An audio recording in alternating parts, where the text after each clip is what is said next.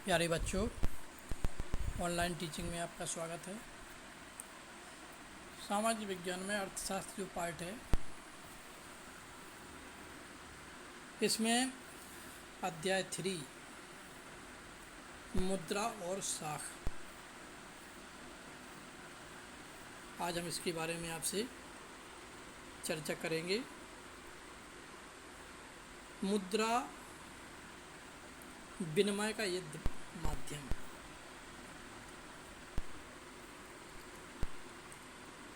इसके पहले आप विनिमय के बारे में पढ़ ही चुके हैं।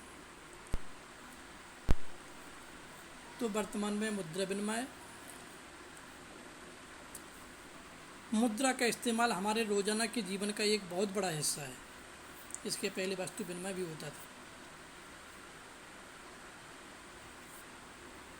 अपने चारों तरफ देखिए, आप किसी एक दर में मुद्रा से जुड़े कई सौदों की पहचान कर सकते हैं। क्या आप इनकी एक सूची बना सकते हैं? बहुत से लेन देन में आप देखेंगे कि मुद्रा के जरिए वस्तुएं खरीदी और बेची जा सक रही हैं। ऐसे कुछ लेन देन में मुद्रा के बदले सेवाएं प्रदान की जा रही हैं, लेकिन कुछ मामलों में हो सकता है कि लेन देन होते वक्त मुद्रा का कोई आदान प्रदान ना हो, केवल बाद में भुगतान करने का वादा हो। क्या आपने कभी सोचा है कि खरीदारी मुद्रा के जरिए क्यों होती है? कारण बहुत सरल है। जिस व्यक्ति के पास मुद्रा है, वह इसका विनिमय किसी भी वस्तु या सेवा खरीदने के लिए आसानी से कर सकता है, क्योंकि वर्तमान में महत्व है मुद्रा का। आप मुद्रा के माध्यम से आप वस्तु को भी खरीद सकते हैं, क्रय कर सकते हैं, और किसी भी सेवा के लिए भी आप मुद्रा के द्वारा उसको खरीद सकते हैं। इसलिए हर कोई मुद्रा के रूप में भुगतान लेना पसंद करता है। फिर उस समय मुद्रा का इस्तेमाल अपनी ज़रूरत की चीज़ें खरीदने के लिए करता है। एक जूता निर्माता का एक उदाहरण लीजिए। वह बाज़ार में जूता बेच कर के गेहूँ खरीदना चाहता है। जूता बनाने वाला पहले जूतों के बदले मुद्रा प्राप्त करेगा और फिर इस मुद्रा का इस्तेमाल गेहूँ खरीदने के लिए करेगा। इस तरह से मुद्रा विनिमय है। ज़रा सोचिए कि जूता निर्माता यदि बिना मुद्रा का इस्तेमाल किए जूते का सीधे गेहूं से विनिमय करता है तो उसे कितनी कठिनाई होती। उसे गेहूं उगाने वाले ऐसे किसान को खोजना पड़ता जो न केवल गेहूं बेचना चाहता है, बल्कि साथ में जूते भी खरीदना चाहता है। अर्थात दोनों पक्ष एक दूसरे से चीज़ें खरीदने और बेचने पर सहमति रखते हैं। इसे आवश्यकताओं का दोहरा संयोग कहा जाता है, जिसे दोहरे संयोग का अभाव। तो कुल मिलाकर के जब वो जूते खरीदने वाला नहीं मिलेगा और गेहूँ बेचने वाला नहीं मिलेगा, आपस में उसका विनिमय नहीं हो पाएगा, तो यानी उसके लिए ये बहुत कठिन समस्या है। इसलिए इससे बचने के लिए मुद्रा विनिमय का इस्तेमाल किया जाता है। वही वस्तु दूसरा व्यक्ति खरीदने की भी इच्छा रखता हो, परंतु विनिमय प्रणाली में जहाँ मुद्रा का उपयोग किए बिना वस्तु का विनिमय होता है, वहाँ आवश्यकताओं का दोहरा संयोग होना अनिवार्य विशिष्टता है। इसकी तुलना में ऐसी अर्थव्यवस्था जहाँ मुद्रा का प्रयोग होता है, मुद्रा महत्वपूर्ण मध्यवर्ती भूमिका प्रदान करके आवश्यकताओं के दोहरे संयोग की ज़रूरत को ख़त्म कर देती है। फिर जूता निर्माता के लिए ज़रूरी नहीं रह जाता है कि वो ऐसे किसान को खरीदे या ढूंढे। ऐसे किसान को ढूंढे जो न केवल उसके जूते खरीदे बल्कि साथ साथ उसको गेहूँ भी बेचे। उसे केवल अपने जूते के लिए खरीदार ढूंढना है। एक बार उसने जूते मुद्रा में बदल दिए तो वह बाज़ार में गेहूँ या अन्य कोई वस्तु खरीद सकता है। चूँकि मुद्रा विनिमय प्रक्रिया में मध्यस्थता का काम करती है, जो मुद्रा विनिमय प्रक्रिया होती है उसमें मध्यस्थता का काम करती है, इसे विनिमय का माध्यम कहा जाता है। तो वस्तु विनिमय में बड़ी समस्या रहती है।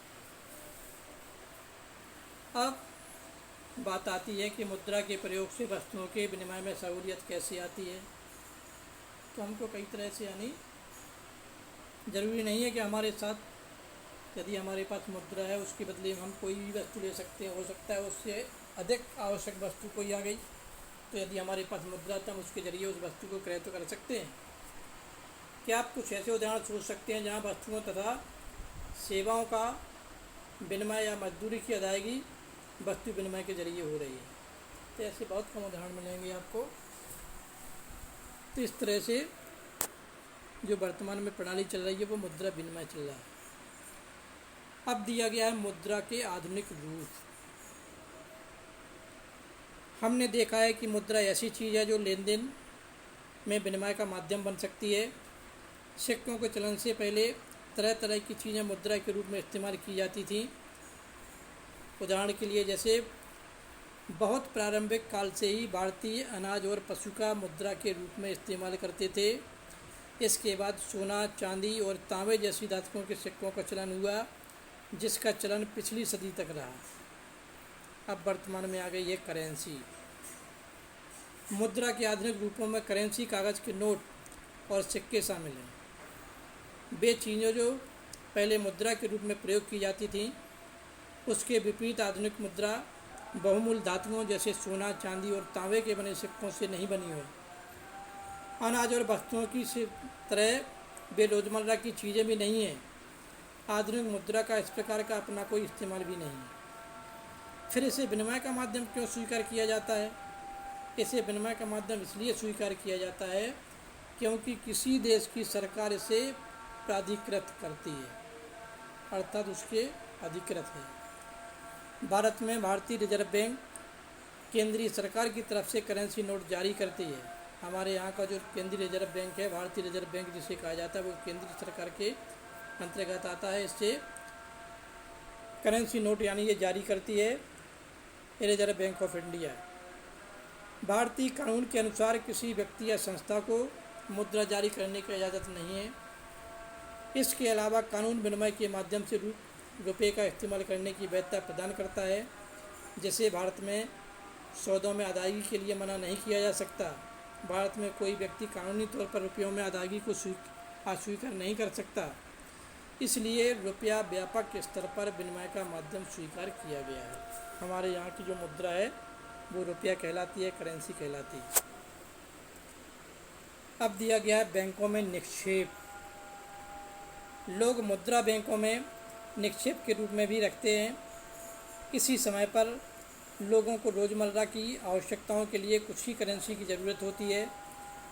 उदाहरण के लिए जैसे हर महीने के आखिर में वेतन वाले मजदूरों के अतिरिक्त नकद होता है।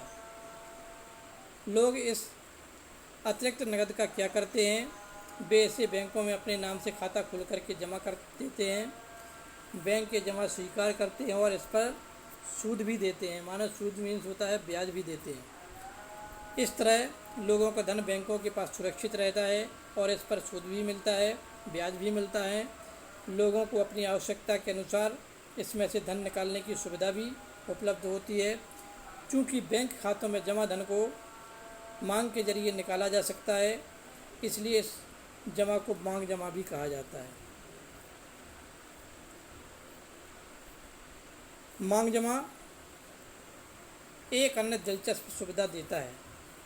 यह सुविधा इसे मुद्रा का अर्थात विनिमय का माध्यम महत्वपूर्ण लक्षण प्रदान करती है। आपने नकद की बजाय चेक से भुगतान के बारे में सुना होगा। चेक से भुगतान के लिए भुगतानकर्ता जिसका किसी बैंक में खाता है, एक निश्चित रकम के लिए चेक काटता है। चेक एक ऐसा कागज़ होता है। अब बात आती है कि कैसा, तो चेक के द्वारा वो यानी उसका अदायगी करता है। और चेक क्या कहलाता है? चेक एक ऐसा कागज़ है जो बैंक को किसी व्यक्ति के खाते से चेक पर लिखे नाम के किसी दूसरे व्यक्ति को एक खास रकम का भुगतान करने का आदेश देता है। ये चेक का कार्य होता है। इस तरह से यानी चेक के माध्यम से भी दूसरे व्यक्ति के पास वो धन यानी उसके खाते में ट्रांसफ़र किया जाता है। अब ये दिया गया है चेक द्वारा भुगतान। ये लिखा है पे, तो जिसके लिए आपको पे करना है उसका नाम आप यहाँ पर लिख दीजिए। इसमें प्रेम कुमार लिखा है। कितने की आपने चेक काटी है, किस बैंक की चेक है, जैसे ये भारतीय स्टेट बैंक की दिया गया है। इसमें 57,000 रुपया है। खातेधारक का यहाँ पर हस्ताक्षर हो जाता है। उससे ये सिद्ध होता है कि वो किसको अपना पैसा देना चाह रहा है। ये इसका अकाउंट नंबर है खाताधारक का।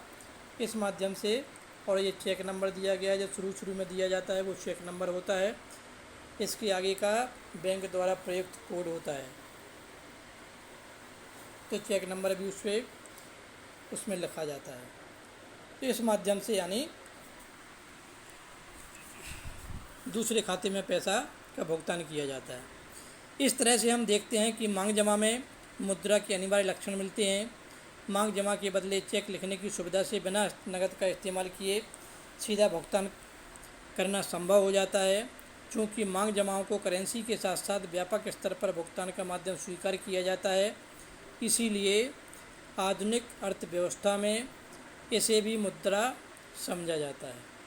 यहाँ आपको बैंक की भूमिका को याद रखना होगा। बैंकों के लिए इन जमा के बदले कोई भी मांग जमा एवं भुगतान नहीं होगा। मुद्रा के आधुनिक रूप करेंसी और जमा आधुनिक बैंक प्रणाली की कार्यप्रणाली से बहुत करीब से जुड़े हुए हैं। तो इस तरह से ये दिया गया है विनिमय, मुद्रा का विनिमय, और विनिमय के बाद में चेक के माध्यम से भी इसको यानी दिया जाता है। प्यारे बच्चों, आज के वीडियो में बस इतना ही। इसके आगे कल मैं आपको बैंकों की ऋण संबंधी गतिविधियों के बारे में मैं आपसे कल चर्चा करूँगा। Okay, bye.